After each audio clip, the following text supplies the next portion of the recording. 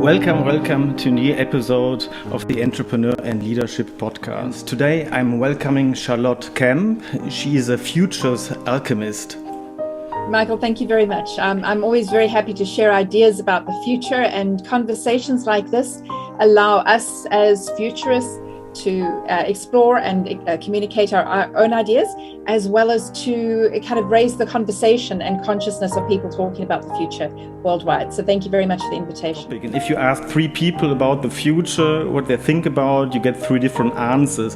What is a futures alchemist?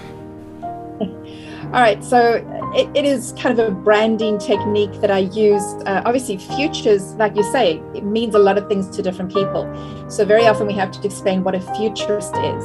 And, futurist is someone who helps people to have these conversations. We don't predict the future. We don't read crystal balls. It's nothing like that.